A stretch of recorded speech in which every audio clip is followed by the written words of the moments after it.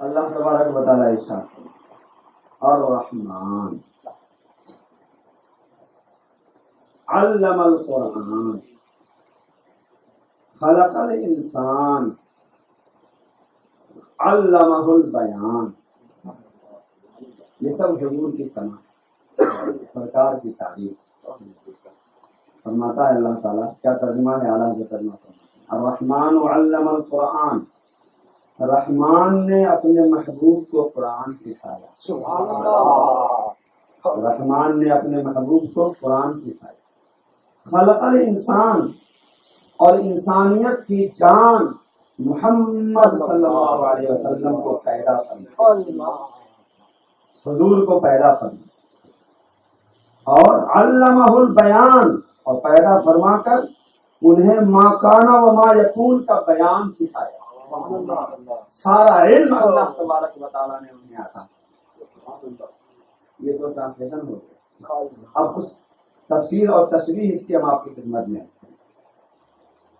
کیا فرمایا اللہ تبارک و تعالیٰ نے. ہمارا اور آپ کا ایمان کیا ہے، یہ تو متعدد مرتبہ ہم نے مجالس میں آپ کی خدمت میں عرض کیا کہ حضور کے علم پاک کے حوالے سے ہمارا اور آپ کا ایمان عقیدہ یہ ہے کہ نبی کریم صلی اللہ علیہ وسلم کو حضرت آدم کی پیدائش سے پاک، بلکہ اس سے بھی پہلے سے لے کر قیامت تک، بلکہ قیامت کے بعد تک کا سارا علم تفصیل ڈیٹیل کے ساتھ ہمارے نبی صلی اللہ علیہ وسلم کو اللہ نے عطا فرمایا. کائنات کا کوئی ذرہ وہاں سے لے کر وہاں تک، شروع سے آخر تک کوئی ذرہ ہمارے نبی کے علم پاک سے باہر نہیں. اللہ تبارک و تعالیٰ نے انہیں ایسا کامل علم عطا فرمایا. اور اس کی دلیل یہ سنی حضرات محض عقیدت میں ایسا کہتے ہیں، یہ معاذ اللہ رب العالمین عقیدت ہے، نہیں، یہ حقیقت ہے. اور اس حقیقت کا بیان اللہ تبارک و تعالیٰ قرآن مقدس کی اس صورت میں فرمایا رحمان نے محبوب کو قرآن سے کھلایا. اب یہاں پر ایک نقطہ میں آپ کی خدمت میں آتا ہوں، ذرا توجہ سے سماعت کیجیے. اور یہ نقطہ بیان فرمایا سیدنا اعلیٰ حضرت عظیم البرکت رضی اللہ تعالیٰ.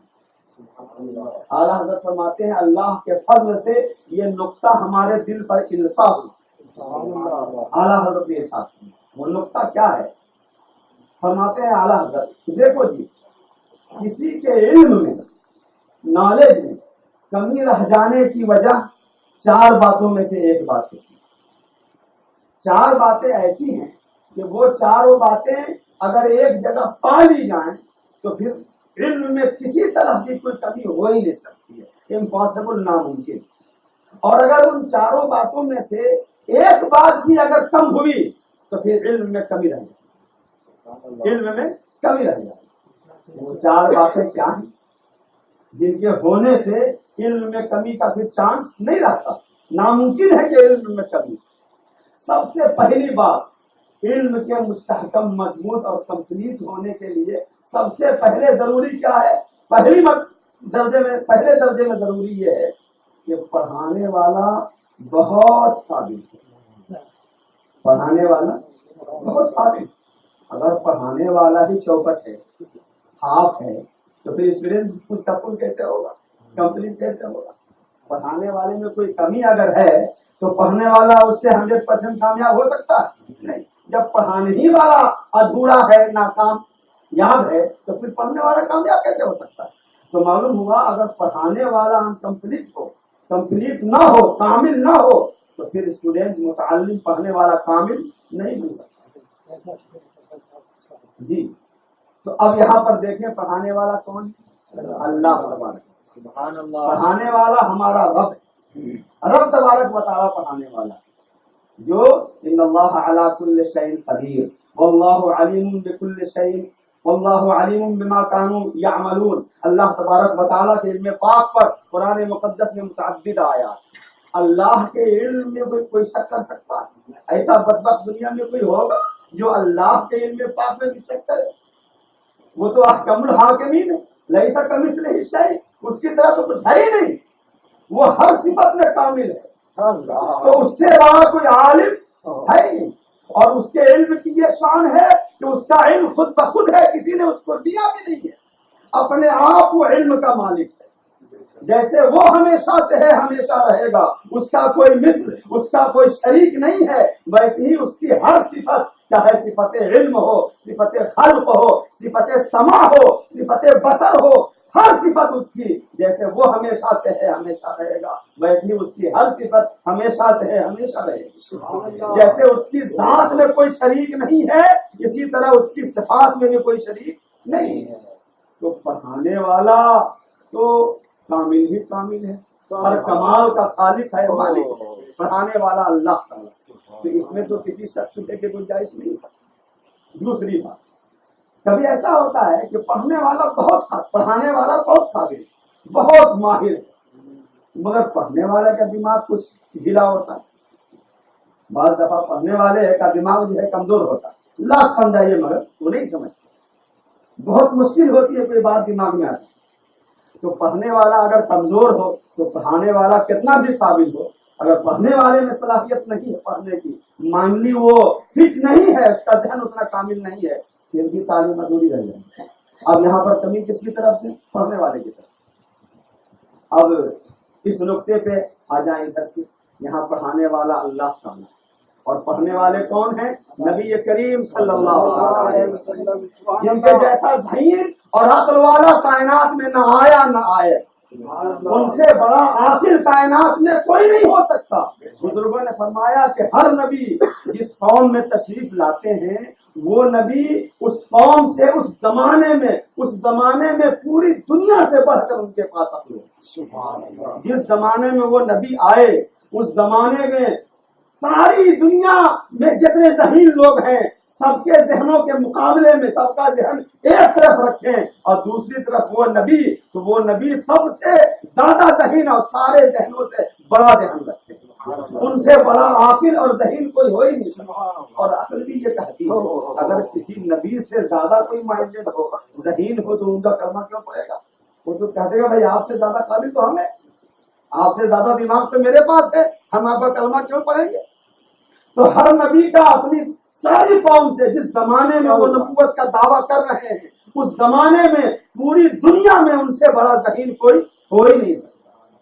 اور پھر سارے انبیاء اکرام علی نبی جناب علیہ الصلوۃ والتسلیم کا ذہن پاک ایک طرف اور ہمارے نبی صلی اللہ تعالی علیہ وسلم کا ذہن پاک ایک طرف۔ ہمارے نبی جس زمانے میں آئے، ہمارے نبی سب کے نبی، جی حضرت آدم سے لے کر حضرت عیسیٰ تک تمام انبیاء کرام کے بھی نبی ہمارے ہی نبی، جی ہر نبی کا کلمہ امت کے لیے کچھ اور ہوتا تھا مگر خود اپنے لیے ان کا کلمہ کچھ اور ہوتا تھا۔ ان کی امت پڑھتی تھی مثلا لا الہ الا اللہ عیسیٰ روح اللہ، ان کی امت پڑھتی تھی لا الہ الا اللہ موسیٰ کلیم اللہ، لا الہ الا اللہ ابراہیم خلیل اللہ، مگر یہ سارے انبیاء ان کی امت کا کلمہ یہ ہوتا تھا مگر یہ خود کون سا کلمہ پڑھتے تھے؟ لا الہ الا اللہ محمد رسول اللہ۔ تو ہمارے نبی صلی اللہ تعالی علیہ وسلم تو تمام انبیاء کے نبی، تو تمام نبیوں سے زیادہ کامل، زیادہ ذہین اور زیادہ عاقل ہمارے نبی صلی اللہ تعالی علیہ وسلم۔ تو ادھر بھی کسی طرح کی کوئی کمی کا سوال نہیں، پڑھانے والا اللہ تعالیٰ جس سے بڑا کوئی عالم ممکن ہی نہیں، ناممکن محال، اور پڑھنے والے ہمارے نبی صلی اللہ علیہ وسلم جن کے جیسا ذہین کائنات میں کوئی ہو ہی نہیں سکتا۔ اگر نبی سے زیادہ کوئی کسی کو ذہین مان لے تو پھر ایمان سے وہ باہر ہو جاتا ہے۔ تو ذہین سب سے زیادہ ہمارے نبی صلی اللہ علیہ وسلم کہ اس طرف سے بھی کوئی کمی کا سوال پیدا نہیں ہونا۔ ایک چیز اور، پڑھانے والا تو بہت قابل اور پڑھنے والے بھی بہت ذہین، مگر جو کتاب پڑھائی جا رہی ہے وہ کتاب ادھوری، وہ کتاب جو ہے کمپلیٹ نہیں ہے، تو ایسی صورت میں بھی تعلیم مکمل نہیں ہو پائے گی۔ پڑھانے والا تو بہت قابل ہے، بہت تجربہ کار ہے، ماہر ہے، پڑھنے والے بھی بہت نہیں، مگر افسوس یہ ہے کہ کتاب جو ہے پڑھانے کے لیے وہ کتاب ادھوری ہے، ناقص ہے، مکمل نہیں ہے۔ تو ایسی صورت میں بھی تعلیم، نالج کا معاملہ جو ہے ادھورا رہے گا، تعلیم کمپلیٹ نہیں ہوگی۔ اب اس ٹاپک پہ ادھر آ کر دیکھتے ہیں یہاں کون سی کتاب پڑھائی جا رہی ہے؟ قرآن شریف۔ پڑھانے والا اللہ تعالیٰ، پڑھنے والے ہمارے نبی، دونوں میں کوئی نقص نہیں، کوئی عیب نہیں، دونوں پہ ہے، ایک اپنے آپ پہ ہے اور ایک اس کے بنانے سے کتاب پڑھائی جا رہی ہے، یہ کتاب ایسی ہے کہ جیسی کوئی کتاب آئی ہی نہیں ہے۔ نعرہ تکبیر، نعرہ رسالت، یا رسول اللہ۔ اس کتاب کی شان میں اللہ تبارک و تعالیٰ فرماتا ہے، اے محبوب اعلان کر دو، 15ویں پارے میں ارشاد فرمایا، قل لئن اجتمعت الانس والجن على ان يأتوا بمثل هذا القرآن لا يأتون بمثله ولو كان بعضهم لبعض ظهيرا۔ سورہ انبیاء میں اللہ نے ارشاد فرمایا، جی فرمایا کہ محبوب اعلان کر دو، چیلنج کر دو زمانے والے سے قیامت تک کے لیے، تمام دنیا کے جنات اور دنیا کے تمام انسان اس بات پر جمع ہو جائیں، سب مل کر کوشش کریں کہ قرآن کے مثل ایک آیت بنا لیں، سب مل کر کوشش کریں کہ قرآن کی طرح کوئی کتاب بنا کر لے آئیں، تو اللہ فرماتا ہے لا یأتون بمثلہ، ساری دنیا کے ساری کائنات کے لوگ جن و انس سب مل کر بھی کوشش کریں تو اس کے مثل کتاب بنا نہیں سکتے، لا نہیں سکتے، اور فرمایا وَلَوْ كَانَ بَعْضُهُمْ لِبَعْضٍ ظَهِيرًا، اس کام کے لیے ہر ایک دوسرے کی مدد کرے، سب مل کر ایک دوسرے کی مدد کرے، ہیلپ کرے اس کے بنانے میں، پھر بھی اس کتاب کے مثل بنا نہیں سکتے۔ یہ چیلنج ہے قرآن مقدس کا قیامت تک، آج بھی یہ چیلنج ہے، تو قرآن کے مثل کوئی کتاب نہیں ہو سکتی، تو یہ کتاب بے مثل ہے۔ شروع میں فرما دیا لا ریب فیہ، اس کتاب میں کسی طرح کا کوئی شک شبہ نہیں ہے، اور اس کتاب کی شان میں اسی کتاب میں آیت نازل فرمائی، اللہ نے فرماتا ہے ولا رطب ولا یابس الا فی کتاب مبین، کائنات کی کوئی خشک چیز، کوئی تر چیز ایسی نہیں ہے جو جس کا بیان اس کتاب مقدس میں نہ ہو، اور فرمایا وما من غائبۃ فی السماء والارض الا فی کتاب مبین، زمین و آسمان میں کوئی ایسی چیز غائب چیز نہیں ہے جس کا تذکرہ قرآن مقدس میں نہ ہو، کتاب مبین میں نہ ہو، تو کتاب ایسی کامل کہ اس سے زیادہ کامل کتاب اللہ نے اتاری ہی نہیں اور نہ اتارے گا، اس سے عمدہ کتاب کائنات میں کوئی ہو ہی نہیں سکتی، تو پڑھانے والا سب سے بڑا، پڑھنے والے مخلوق میں سب سے بڑے، اور کتاب پڑھائی جانے والی ساری کتابوں میں سب سے بڑی کتاب، تو اب بتائیے علم میں کسی طرح کی کوئی کمی رہ سکتی ہے؟ نہیں۔ ایک بات اور، چوتھی بات، کہ ایسا کبھی ہوتا ہے کہ پڑھانے والا بہت قابل، بہت ماہر، پڑھنے والا بھی غضب کا ذہین، اور جو کتاب پڑھائی جا رہی ہے وہ کتاب بھی بہت بڑی، مگر اگر پڑھانے والے کو پڑھنے والے سے محبت نہیں، پڑھانے والے کو پڑھنے والے سے محبت نہ، کبھی ایسا ہوتا ہے کہ اسٹوڈینٹ ٹیچر جو ہے، استاد جو ہے بہت قابل ہوتا ہے اور پڑھنے والا بھی بہت ذہین ہوتا ہے، مگر پڑھانے والا اس کو لائک نہیں کرتا، اس سے محبت نہیں کرتا، جتنی چاہت ہونی چاہیے اتنی چاہت اس سے نہیں ہے، تو محبت نہیں ہوگی پڑھانے والے کو پڑھنے والے سے، تب بھی تعلیم جو ہے ادھوری رہے گی کہ نہیں رہے گی؟ ایسا ہوتا کہ پڑھانے والا اگر راضی نہیں ہے، خوش نہیں ہے پڑھنے والے سے، تو اس کے ذہین ہونے کے باوجود، پڑھانے والے کے اعلیٰ ہونے کے باوجود، کتاب کے اعلیٰ ہونے کے باوجود تعلیم میں کمی رہ جاتی ہے، فیض مکمل مل نہیں پاتا۔ جب استاد ہی خوش نہیں ہے تو فیض کہاں سے ملے گا؟ جب پیر ہی ناراض ہے تو پھر کہاں سے فیض ملے گا مرید کو؟ پیر اگرچہ بہت بڑے ہوں، بہت پاک ہے، مگر مرید سے ناراض ہے، کچھ نہیں ہے، تو اس مرید کو بہت پاک سے فیض ملے گا؟ نہیں۔ فیض پانے کے لیے ضروری ہے کہ استاد شاگرد سے خوش ہو، استاد شاگرد کو چاہنے والا ہو، شاگرد استاد کی نگاہوں میں محبوب ہو، اگر محبوب نہیں ہے تو تعلیم مکمل نہیں ہوگی۔ اب آئیں دیکھیں کائنات میں سب سے زیادہ محبوب اللہ کو کون ہے؟ ہمارے نبی صلی اللہ علیہ وسلم، کہ ہمارے نبی سے بڑھ کر اللہ کی بارگاہ میں کوئی محبوب ہے ہی نہیں۔ ان کی محبوبیت کی تو یہ شان ہے، میرے اعلیٰ حضرت فرماتے ہیں خدا کی رضا چاہتے ہیں دو عالم، اور یہ ایسے محبوب ہے کہ خدا چاہتا ہے رضا ہے۔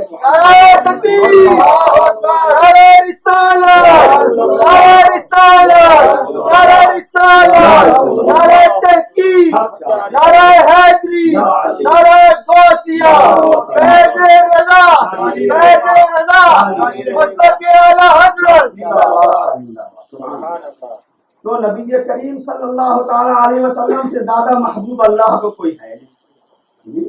اللہ فرماتا ہے محبوب سارا عالم میری رضا چاہتا ہے، وَأَطْلُبُ رَضَاءَكَ، اور میں تیری رضا چاہتا ہوں۔ قرآن مقدس میں فرماتا ہے وَلَسَوْفَ يُعْطِيكَ رَبُّكَ فَتَرْضَىٰ، اے محبوب اللہ تبارک و تعالیٰ آپ کو اتنا عطا کرے گا، اتنا عطا کرے گا آپ راضی ہو جائیں گے، آپ خوش ہو جائیں گے۔ استاد زمان کا ایک شعر یاد آیا، فرماتے ہیں فتردہ نے ڈالی ہے باہیں گلے میں، فتردہ نے وَلَسَوْفَ يُعْطِيكَ رَبُّكَ فَتَرْضَىٰ، فتردہ نے ڈالی ہے باہیں گلے میں کہ ہو جائے راضی طبیعت کسی کی، کہ ہو جائے راضی طبیعت کسی کی۔ تو ہمارے نبی صلی اللہ علیہ وسلم اللہ کی بارگاہ میں اتنے محبوب کہ ویسا محبوب کوئی ہے نہیں۔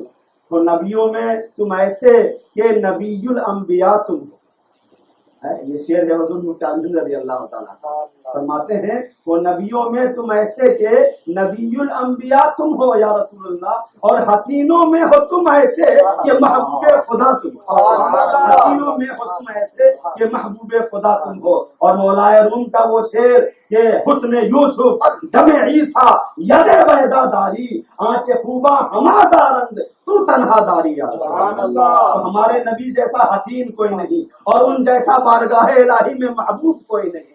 تو اب یہ ساری باتیں اپنے کمال کے ساتھ یہاں موجود ہیں۔ اب اگر کوئی کہتا ہے کہ نبی کو فلاں چیز کا علم نہیں ہے، فلاں چیز کا علم نہیں ہے، تو وہ کتنا بڑا جاہل ہے، کتنا بڑا نادان ہے، بیوقوف ہے۔ اگر جانتا ہے تو کتنا بڑا بے حیا اور بدتمیز ہے۔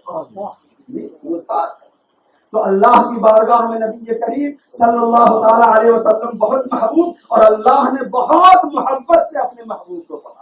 اسی لیے اس صورت کریمہ میں اللہ نے اپنے نام کے لیے جو لفظ ارشاد فرمایا ہے وہ لفظ کیا ہے؟ الرحمن۔ الرحمن، رحم کرنے والے نے، رحمت والے نے۔ یہاں اللہ تبارک و تعالیٰ نے اپنے آپ کو رحمان اسی لیے فرمایا۔ مفسرین فرماتے ہیں کہ اس میں اشارہ یہی کرنا ہے بندو، ہم نے اپنے محبوب کو اپنی پوری رحمت کے ساتھ پڑھایا، اپنے صفت رحمت کے ساتھ ہم نے پڑھایا ہے، کسی طرح کی کوئی کمی کا سوال ہی پیدا نہیں ہوتا۔ تو ہمارے نبی صلی اللہ تعالی علیہ وسلم کو اللہ نے پڑھایا ہے۔ اسی لیے ہمارا یہ عقیدہ ہے کہ ہمارے نبی صلی اللہ تعالی علیہ وسلم کو ساری کائنات کا علم ہے، ذرے ذرے کا علم ہے۔ کائنات کا کوئی ذرہ، سمندر کی تہوں میں چھپا کوئی ذرہ ایسا نہیں ہے جو نبی کریم صلی اللہ علیہ وسلم کی نظر پاک سے پوشیدہ ہو۔ اور پوشیدہ کیسے رہ سکتی ہے کوئی چیز جبکہ ان کو پڑھانے والا اللہ۔ اب اگر کوئی کہتا ہے کہ ان کو فلاں چیز کا علم نہیں ہے تو وہ حضور پر اعتراض نہیں کر رہا ہے، اس کا اعتراض اللہ پر ہو رہا ہے۔ جب ان کو علم نہیں ہے اس کا مطلب پڑھانے والے نے پورا نہیں پڑھایا، پڑھانے والے نے پورا نہیں پڑھایا، تبھی تو فلاں چیز ان کو نہیں آ رہی ہے۔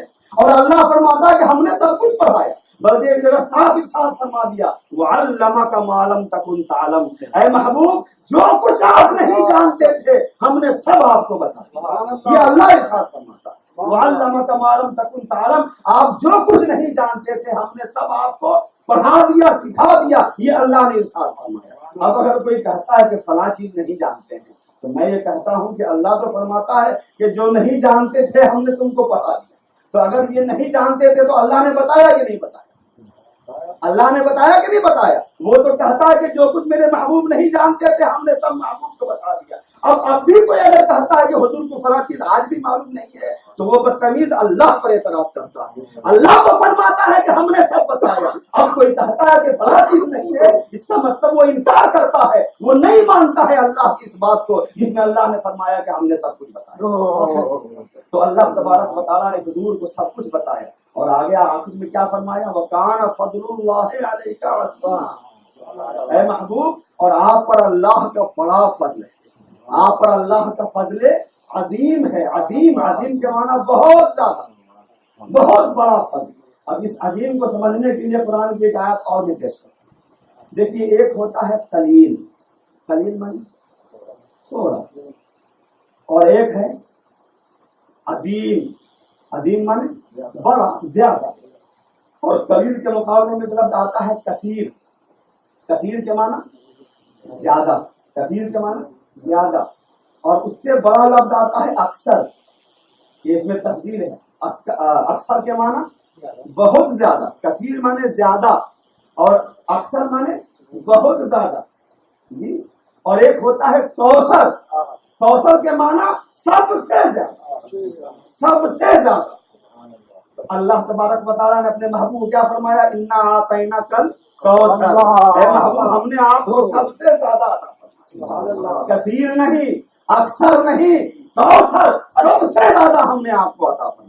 اور یہاں فرمایا وَكَانَ فَضْلُ اللَّهِ عَلَيْكَ عَظِيمًا وَعَلَّمَكَ مَا لَمْ تَكُنْ تَعْلَمْ وَكَانَ فَضْلُ اللَّهِ عَلَيْكَ عَظِيمًا. اے محبوب ہم نے آپ کو جو کچھ آپ نہیں جانتے تھے سب بتایا، اور آپ پر اللہ کا فضل عظیم ہے.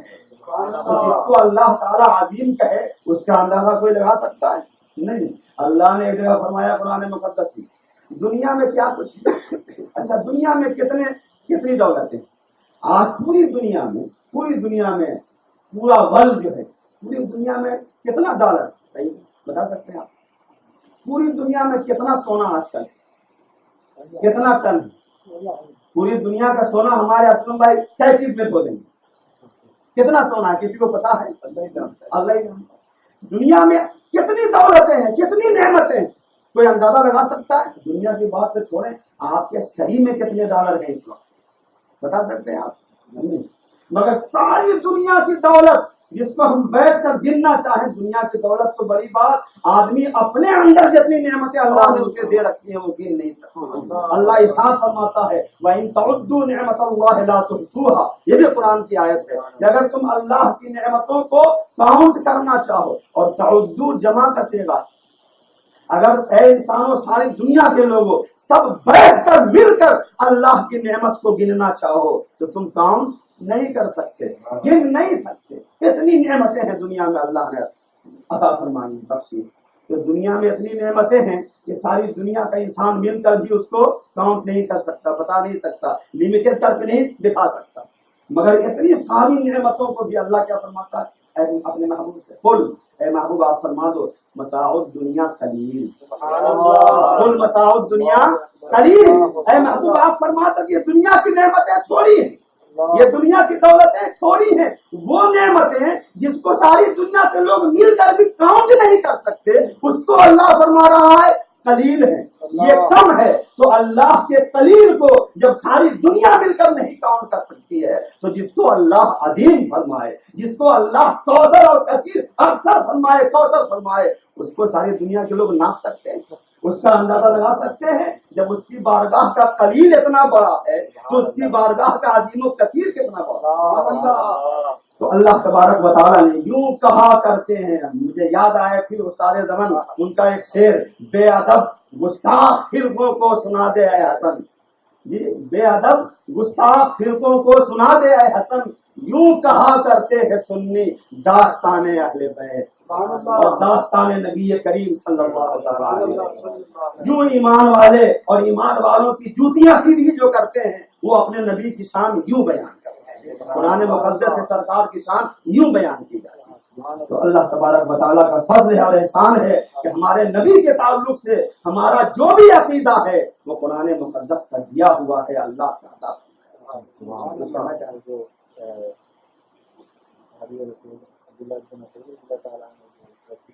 جی قرآن مقدس کے حوالے سے قرآن مقدس پڑھایا اللہ نے اپنے محبوب صلی اللہ علیہ وسلم. تو جس اللہ نے قرآن پڑھایا، اللہ خود کلام، یہ کلام کس کا ہے؟ اللہ تبارک و تعالیٰ. کسی کتاب کو خود کتاب کا رائٹر پڑھا دے بات بہت اونچی ہو جاتی ہے. آج کل اسکولوں میں کالجوں میں پڑھانے والے کون ہوتے ہیں؟ پروفیسر دوسرے ہوتے ہیں، کتاب کسی نے اور لکھی ہوتی ہے. اب کسی اسکول میں کالج میں کتاب کا جو رائٹر ہے وہی کتاب پڑھا دے تو پھر اس پڑھانے کی شان کیا ہوگی؟ بلا تشبیہ و تمثیل. یہاں پڑھانے والا کون ہے؟ خود کتاب کا مالک اللہ تبارک و تعالیٰ جس کی کتاب ہے قرآن مقدس. اس نے اپنے محبوب صلی اللہ علیہ وسلم کو پڑھایا. تو حضور کے علم پاک کی کیا شان ہوگی؟ حضور سے جنہوں نے کتاب پڑھا، جنہوں نے حضور سے پڑھا قرآن مقدس، ان کے علم سے کیا شان ہے. حضرت علی کرم اللہ تعالی وجہ الکریم وہ فرماتے ہیں کہ میں صرف سورہ فاتحہ کی تفسیر لکھ دوں، سورہ فاتحہ کی پورے 300 پارہ کی نہیں، صرف سورہ فاتحہ کی تفسیر میں لکھ دوں تو وہ تفسیر جو ہے وہ 70 اونٹوں کا بوجھ ہو جائے. 70 اونٹ پر کتنے بوجھ لگیں گے؟ 70 اونٹوں پر کتابیں لادی جائے تو کتنی کتابیں ہوں گی؟ فرماتے ہیں حضرت علی کہ صرف سورہ فاتحہ میں جتنے علوم ہیں میں اگر لکھوں تو اس کی تفسیر اتنی زیادہ ہوگی کہ میں 70 اونٹ بھر دوں گا صرف سورہ فاتحہ کی تفسیر. یہ حضرت علی کے علم کا عالم، اور حضرت علی کے علم کا یہ عالم ہے. اور ان کو حضور نے کیا فرمایا؟ انا مدینۃ العلم وعلی بابھا، کہ میں علم کا شہر ہوں اور علی اس کے دروازے. دروازے کا علم کا یہ عالم، دروازے کے قرآنی علم کا یہ عالم ہے کہ فرماتے ہیں میں اگر تفسیر لکھوں تو صرف سورہ فاتحہ کی تفسیر سے 70 اونٹ بھر جائیں. جب دروازے کے علم کا یہ عالم ہے تو جو شہر ہے علم کا اس کے علم کا کیا عالم. اور حضرت عبداللہ ابن مسعود رضی اللہ تعالیٰ عنہ جو حضور کی بارگاہ سے علم سیکھنے والے ہیں، وہ فرماتے ہیں کہ اگر میرے اونٹ باندھنے کی رسی جس سے میں اپنے اونٹ باندھتا ہوں وہ رسی اگر میری گم ہو جائے تو مجھے کسی سے پوچھنے کی ضرورت نہیں ہے. اللہ نے اپنے حبیب کے صدقے میں مجھے وہ علم عطا فرمایا ہے کہ میں وہ اونٹ کی رسی قرآن دیکھوں اور پتہ چل جائے مجھے وہ اونٹ کی رسی کہاں گری. حضرت عبداللہ ابن عباس رضی اللہ تعالیٰ، یہ حضرت عبداللہ ابن عباس کو اتنا علم قرآن کا کیسے ملا؟ حضور نے ایک مرتبہ ان کو دعا دی. حضرت عبداللہ ابن عباس حضور کے چچیرے بھائی ہوئے، کزن ہوئے ہیں. تو حضرت عبداللہ ابن عباس رضی اللہ تعالیٰ عنہ چھوٹے تھے، سرکار سے بہت چھوٹی عمر تھی ان کی. اتنے چھوٹے تھے، سبحان اللہ کیا مقدر تھا ان کا، کیا نصیبہ تھا ان کا کہ سرکار کے بستر مبارک پر کبھی کبھی وہ سو جایا. چھوٹا ہونے کی وجہ سے بچپنے میں حضرت عبداللہ ابن عباس کو حضور اپنے بستر مبارک پر سلا لیا کرتے تھے. یہ ان کا نصیب تھا. تو حضرت عبداللہ ابن عباس رضی اللہ تعالیٰ عنہ جب بڑے ہوئے تو ان کا شرف یہ تھا کہ وہ حضور کی خدمت کیا کرتے تھے. اور روزانہ جب حضور اٹھتے تھے تہجد میں تو پانی وغیرہ وضو کے لیے آپ پیش کیا کرتے تھے سرکار.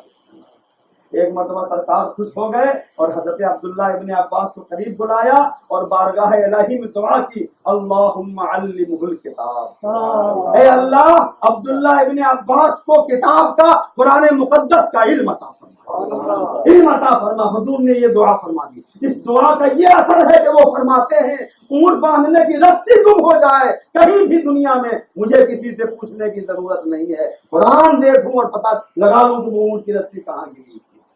جس کے لیے حضور دعا کرتے اس کے علم کا یہ عالم ہے. پھر حضور کے علم کا کیا عالم؟ وہ مشہور شعر پھر دہرا لے جب ان کے قضا بھر دیتے ہیں شاہان زمانہ کی جھولی، محتاج کا جب یہ عالم ہے مختار کا عالم کیا ہوگا. اللہ تبارک و تعالیٰ خوش عقیدگی کی ان باتوں کو اپنے محبوب کی ان شانوں کو سن کر جیسے ہم خوش ہوتے ہیں اللہ یہ خوش ہونا ہمارا قبول فرمائے اور اپنے محبوب کی عظمت سے اللہ تعالیٰ ہم سب کے سینے آباد رکھے. آمین. بجاہ سیدنا